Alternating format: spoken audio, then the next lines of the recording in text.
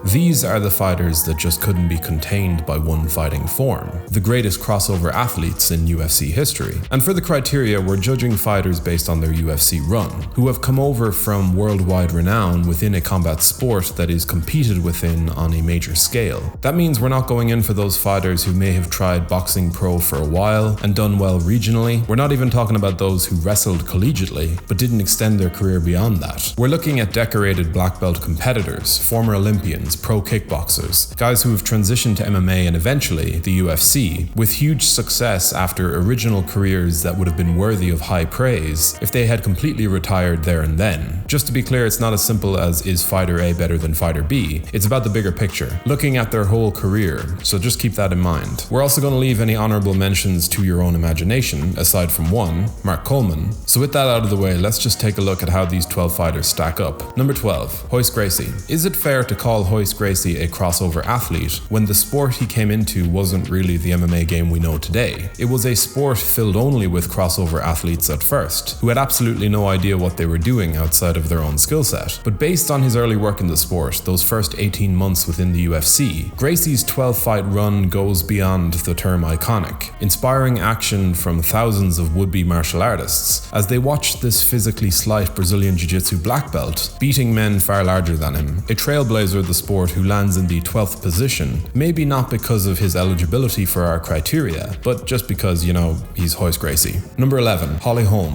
Holly Holm might be best known to the masses for her more recent work in the MMA cage, but her boxing career was arguably just as decorated. Her 33-2-3 record contains title victories in 3 different weight classes, with 18 title defenses across those divisions. To this day, she is ranked as the greatest welterweight of all time on BoxRec, the 22nd greatest of all time pound for pound, and she remains the only fighter to win a major boxing title and a UFC belt. By the time she retired from boxing, her stock only grew further after she knocked out the great Ronda Rousey to win the UFC bantamweight title, and despite losing her belt shortly after to Miesha Tate, unlike Tate and Rousey, Holm is still competing at a top 5 level, ranked at number 3 at the grand old age of 41. Number 10, Yoel Romero. Yoel Romero is still somehow proving himself to be a total freak of nature, competing at the highest levels within Bellator at the age of 46. His achievements in the world of wrestling date back as far as the late 90s, where he won a world championship before then achieving a silver medal at the Olympics in 2000. His transition to MMA over a decade later would see him carve out one of the most uniquely strange fighting styles of all time, a weirdly difficult and dangerous approach that saw most of his biggest losses come only by very narrow margins. Romero never quite won a major world title in MMA, but his prowess and aptitude for the sport is undeniable. Number 9, Ronaldo Souza. Ronaldo Jacare Souza is a highly regarded former BJJ world champion who won and defended the Strikeforce middleweight title during an especially strong time for that division. Jacare was a big prospect before he had even achieved black belt status, but once he did, the accolades came flooding through. He won a wide range of world championships in his base sport before switching to MMA at the age of 24, and while he never got a chance to fight for UFC gold because of Bisping, GSP, and a bunch of weird occurrences that got in his way, there's no denying that this man's longevity at the very top of the MMA game was truly special. Number 8, Demian Maia. Speaking of great grapplers, Demian Maia, in contrast to Jacare, took his foundation skill set of BJJ and never allowed it to take a backseat to the other tools in his arsenal. Maia, of course, wasn't as naturally athletic as Jacare, and his striking never caught up. But throughout his prime, Maia was just about as elite as you could get, especially when he really found his groove as a welterweight. This former ADCC champion only lost to the best of the best, and his tricky, unorthodox fighting system brought about 2 of the most awkward title fights of all time, which is kinda commendable, as Anderson Silva and Tyron Woodley played it remarkably safe in order to simply deal with him. Maybe that's not something to be proud of, but in our book, Maia is one of the sport's most unique challenges, and his wins over Jorge Masvidal, Carlos Condit, Gunnar Nelson, Ben Askren, and Chael Sonnen are pretty clearly elite-level victories. Number 7, Alex Pereira. I honestly wasn't quite sure of where to place Alex Pereira on this list. But even after he got starched by Israel Adesanya, it's hard to deny Poatan his spot pretty high up here. Pereira was the first and only two-division champion in Glory history, the number 1 ranked fighter in his division, and number 6 pound for pound when he retired. His transition to MMA definitely came with a few extra pushes here and there, just so the UFC could capitalize on his highly marketable rivalry with Israel Adesanya. So when Poatan went out there and TKO'd Izzy in the championship rounds, it was a truly remarkable sight. Look, maybe he's a bit high on this list, but he also might prove in time that he's worthy of a top 5 position. So for now, Alex Pereira went from being one of the world's greatest kickboxers to a UFC champion, and that's what gets him his spot. On a quick side note, if you're enjoying this content, be sure to subscribe to the channel to stay up to date with all of our weekly uploads. We're also going to be pushing out exclusive content through our Patreon and the YouTube membership program, so if you do want to avail of that, check out the links in the description below. Number 6, Ronda Rousey. Look, I know that Ronda Rousey is more than deserving of the hate she gets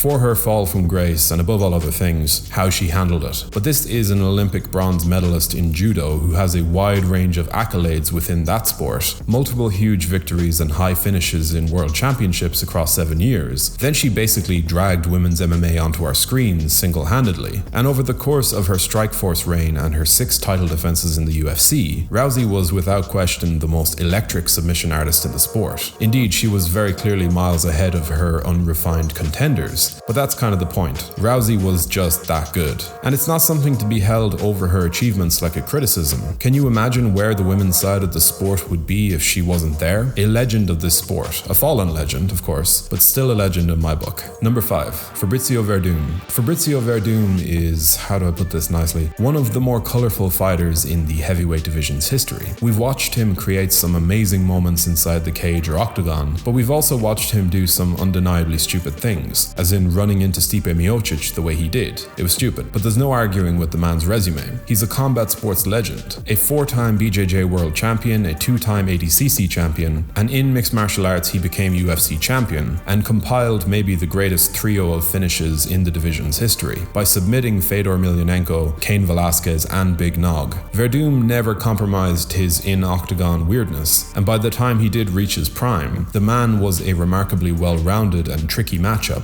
A pretty amazing resume. Number 4, Israel Adesanya. If you're making the top 5 here, you've obviously hit some pretty high levels in MMA, coming off of an elite run in your base sport. And that billing applies pretty heavily to Israel Adesanya, a long-time UFC middleweight champion who is certainly already in the top 20 greatest UFC fighters of all time discussion. And it's that later portion of his career that does get him a few spots ahead of his great rival Poatan, even if Pereira managed to achieve more in kickboxing. The last stylebender, for long stretches of his time in MMA, has been unanimously seen as the sport's greatest striker, one of its hardest matchups, and among its longest defending and dominant champions. He's an elite pound-for-pound fixture, and there's every reason to believe that he could climb another few spots on this list before all is said and done. Number 3, Randy Kotor. You had to expect that he would make an appearance eventually. Randy Kotor is without question one of MMA's most singularly special talents. He didn't even debut in the sport until he was 34 years old, an age that a lot of fighters would begin considering retirement at. And as a 3-time alternate for the US Olympic wrestling team, who could blame Kotor if he felt that he had already peaked? But no, this dude at 34 went on to win 5 UFC titles across 2 different weight classes, defying expectations time and time again to retain his fighting ability well into his 40s. He's the oldest ever UFC champion, and the man with the most separate title reigns. He was also the one to open up the Champ Club, although he didn't hold them consecutively. That is a top 3 resume right there, folks. Number 2, Daniel Cormier. Daniel Cormier's career can be viewed with a certain angle that makes it all sound very sad. He came up second best against the great Cael Sanderson in college, and at the 2004 Olympics, he came 4th, so he missed out on the podium. Then when it came to MMA, he was second to John Jones at 205 pounds, and then later he was second to Stipe Miocic, a pair of goats within their respective divisions. But to boil DC down to his status as a runner-up to these amazing athletes would be to miss the point entirely. Cormier won the national wrestling title every single year between 2003 and 2008, and then he switched to MMA and won the Strikeforce Heavyweight Grand Prix as a relative unknown. He then found his prime form in the UFC and won belts at both light heavyweight and heavyweight. The only defeats in his long and storied career came to John Jones and Stipe Miocic, which is pretty commendable. He's an easy all-time top 10 fighter and one of the great crossover athletes. Number 1, Henry Cejudo. Look, you had to know that he would get the top spot onslaught here. Sure, he just lost a narrow decision to Aljamain Sterling after 3 years on the sidelines, but even that type of performance at this stage of his career, it's pretty damn impressive. What can I really say about Henry Cejudo? He's the youngest American Olympic wrestling gold medalist, and after coming first in the 2008 Games at the age of 21, he then took his gold medal with him to mixed martial arts, earning UFC titles at flyweight and bantamweight, while also bringing the longest title reign in the promotion's history to an end by beating Demetrius Johnson. Cejudo is a competitor with a capital C, a born winner who just would not be denied another slice of history in his new sport. And in my opinion, he is the greatest and most decorated two-sport elite we've ever seen in the UFC's octagon. And that'll just about do it for this video. But how do you think I did with my picks? And who do you personally see as the greatest 3 or 5